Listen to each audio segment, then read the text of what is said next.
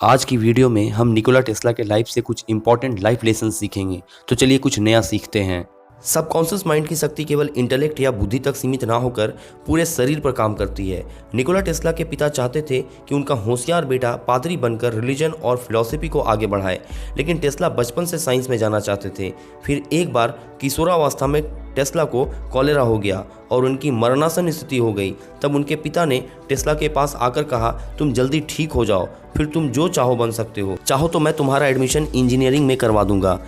आप चाहे इसे माइंड ओवर मैटर कह लें या healing power of subconscious mind.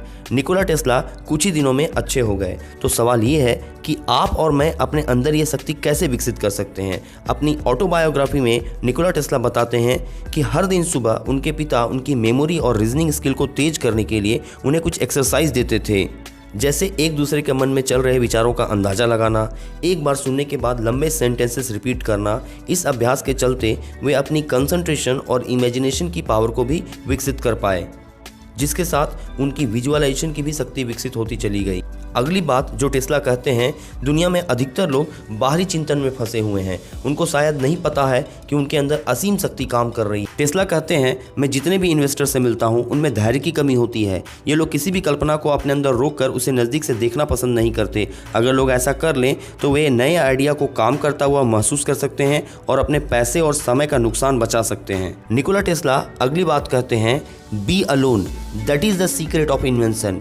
B alone that is when ideas are born. वो कहते हैं कि अगर आप ब्रह्मांड का सीक्रेट जानना चाहते हो तो आपको एनर्जी, फ्रीक्वेंसी और वाइब्रेशन के टर्म में सोचना चाहिए।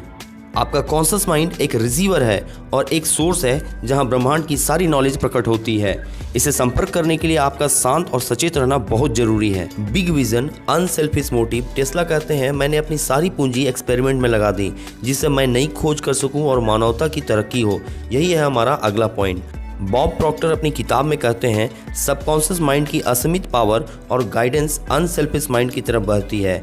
ऐसा माइंड जो अपने फायदे से बढ़कर सोचता हो, चाहे वो दा विंची हो, इलॉन मस्क हो या निकोला टेस्ला। इन सब के विजन अपने पर्सनल तरक्की और फायदों से बड़े थे।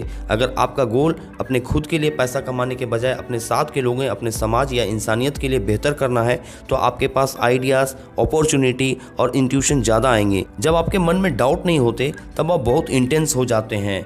निकोला टेस्ला बहुत ही इंटेंस इंसान थे। वो जो भी करते उसमें पूरी तरह समा जाते। एक बार तो वो लगातार 84 घंटे तक अपनी लैब में काम कर रहे थे। एक बार वे 36 घंटों तक लगातार पूल खेलते रहे। उनकी सेहत बचाने के लिए उन्हें यूनिवर्सिटी की लाइब्रेरी में बैन कर दिया गया था, क्योंकि वो दिन रात वहाँ की किताबें पढ़ते रहते थे। आइए अब हम इस वीडियो की समरी देखते हैं।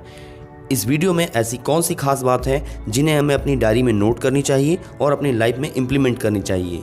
पहली बात, learn to hold the thought. अपने अंदर बसी कल्पना शक्ति को इग्नोर मत कीजिए। अपने दिमाग में किसी सकारात्मक आइडिया को रोकना, उसे देखना और महसूस करना सीखिए। दूसरी बात, इम्प्रूव कंसंट्रेशन। जितना अच्छा आपका कंसंट्रेशन होगा उतनी अच्छी तरह से आप ये प्रोसेस कर पाएंगे, इसलिए ध्यान, अभ्यास या मेडिटेशन जरूर कीजिए।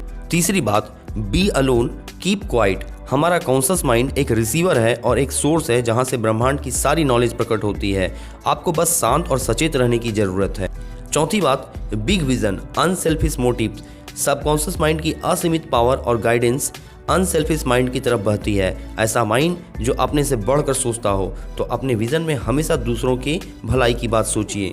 पांचवी और अंतिम बात, इंटेंसिटी। आपकी इंटेंसिटी बताती है कि आपके अंदर कितने डाउट्स हैं, इसलिए आप जो भी करें उसे पूरी तरह से डूब कर तल्लीन होकर करें। और अंत में, अपना कीमती समय देने के लिए धन्यवाद।